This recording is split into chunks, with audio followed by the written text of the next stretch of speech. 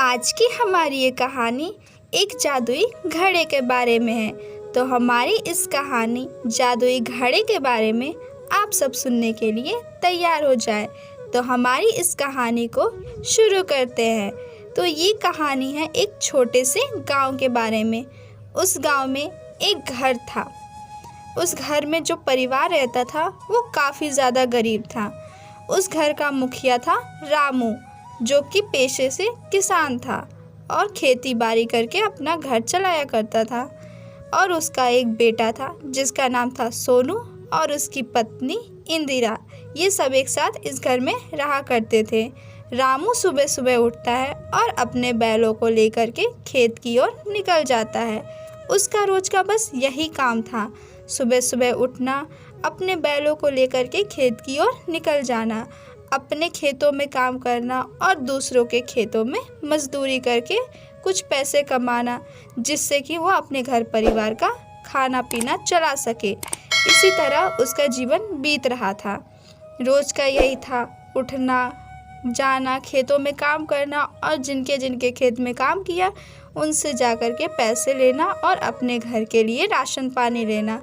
यही सब रामू का काम था। रामू आया खेत में और काम करने लगा। काम करते करते पूरा दिन बीत गया। जब शाम हुआ तो रामू अपने घर की ओर निकल पड़ा। घर की ओर जाते जाते रामू अपने मन में सोचने लगा, आज तो कोई कमाई नहीं हुई, आज तो किसी का खेत भी नहीं जोता, अपने ही खेत में काम करता रह गया। किसी और का काम करता तो कुछ पैसे तो मिलते, आज कोई पैसा नहीं मिला। घर जाकर क्या राशन दूंगा, क्या खाना बनेगा, क्या हम खाएंगे। लगता है आज भूखे ही रहना पड़ेगा, पता नहीं हमारा क्या होगा। ये सब सोचते हुए रामू अपने घर की ओर अपने बैलों के साथ जा रहा था। चलते चलते वो सोचता है शायद कल का कुछ अनाज बचा हो, भोजन हो। ऐसा सोच के वो थोड़ा सा संतुष्ट होता है और अपने घर की ओर जाने लगता है। जब घर पहुंचता है तब उसकी पत्नी उसे दूसरे कमरे में बुला के पूछती है कि आपने कुछ लाया। तो पति बोलता है, नहीं, आज कोई कमाई नहीं हुई, आज अपने ही खेत में काम कर रहा था। ये सब सुन के उसकी पत्नी बोलती है, आज घर में बहुत कम अनाज था, इतना कम जिससे कि सोनू का भी पेट ना भरे, फिर भी मैंने उसे बना के खिला दिया। हम भूखे रह सकते हैं, बच्चा नहीं।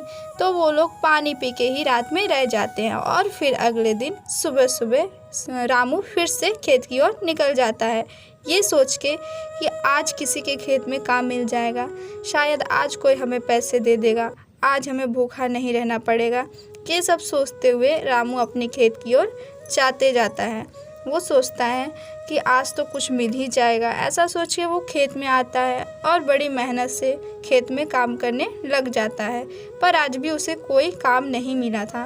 काम करते करते अपने ही खेत में वो देखता है कि वहीं पेड़ के पास कोई घड़ा है। जब वो उस घड़े को देखता है तो वो घड़ा उसे अपनी ओर आकर्षित करता हुआ महसूस होता है। ये सब देख के रामू उस घड़े के पास जाता है और थोड़ी देर उसे देखने के बाद सोचता है, मैं इस घड़े को ही कम से कम घर लेके जाता हूँ, अनाज ना सही, पैसे ना सही, कुछ तो लेके जाऊँगा। ऐसा सोच के रामू उसे अपने घर लाता है और अपनी पत्नी को दे देता है। उसकी पत्नी भी बोलती है, पानी तो कम से कम पी ही सकते हैं इस घड़े में ठंडा करके, क्योंकि अनाज तो हमारे पास है ही नहीं, 2 दिन से भूखे हैं। ऐसा बोल के वो उस घड़े को लेकर के कमरे में जाती है और अपने मन में ही बोलते बोलते ज़ोर से बोलती है कि आज तो भूखे ही रहना पड़ेगा, आज हमारे पास भोजन तक नहीं है, आज तो सोनू के लिए भी खाना नहीं है, कैसे रहेगा बच्चा। ये सब सोच करके वो बहुत ज़्यादा उदास होती है और दूसरे कमरे में जैसे ही रामू की पत्नी दूसरे कमरे में जाती है, अचानक से वो घड़ा बहुत सारा और बहुत स्वादिष्ट स्वादिष्ट भोजन वहाँ पे निकाल के रख देता है। ये सब घड़ा निकाल करके बहुत ही मुस्कुराते हुए देख रहा था। और थोड़ी देर में जब रामू की पत्नी वापस से उस कमरे में आती है तो उसे अपनी आंखों पर विश्वास नहीं होता है, क्योंकि वहाँ पे बहुत सारा भोजन, बहुत स्वादिष्ट स्वादिष्ट भोजन था। ये सब देख करके उसकी पत्नी जो होती है वो अपने पति को आवाज़ लगाने लगती है। जब उसका पति आता है तो देखते हैं तो दोनों को हैरानी होती है कि इतना सारा भोजन अचानक से कहाँ से आया, हमारे घर में तो कोई अनाज नहीं था। ऐसे ही सोचते सोचते बोलती है पैसे नहीं मिले थे फिर भी अनाज आ गया। तभी उसके पति ने कहा कि देखो पैसे भी आ गए।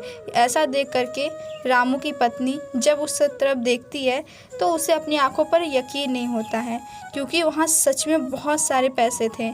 इतने सारे पैसे देख करके उन दोनों को अपनी आंखों पर यकीन नहीं हुआ।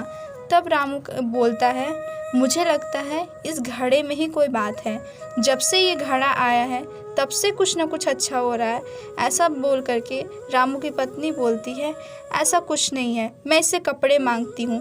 जब कपड़े मांगती है तो उसके पास बहुत सारे कपड़े आ जाते हैं। ये देख करके वो लोग भी हैरान हो जाते हैं और खुश भी हो जाते हैं। उसके बाद रामू की पत्नी बोलती है हमें कुछ सोने भी चाहिए, सोने चांदी हीरे जवाहरात ये सब भी हमें चाहिए, हमें ला कर दो। ऐसा बोलते ही बहुत सारे सोने हीरे जवाहरात के पोटली आ जाते हैं। ये सब देख करके रामू और उसकी पत्नी अपनी आंखों पर यकीन नहीं कर पाते हैं। वो बहुत ही ज़्यादा खुश होते हैं, क्योंकि आज से पहले इतना सारा खाना और इतने सारे पैसे कपड़े सोने उन्होंने आज तक नहीं देखा। उसके बाद वो लोग उस घड़े के साथ एक साथ उसी घर में रहने लगे और अपनी ज़रूरतों को पूरा करने लगे। तो दोस्तों कैसी लगी आपको हमारी आज की ये कहानी? होप करती हूँ आप सबको बहुत अच्छी लगी हो, और आपको सच में अच्छी लगी हो तो प्लीज़ हमारे इस वीडियो को लाइक करें, चैनल को सब्सक्राइब करें और बेल आइकन दबाना ना भूलें। मिलते हैं नेक्स्ट वीडियो में, तब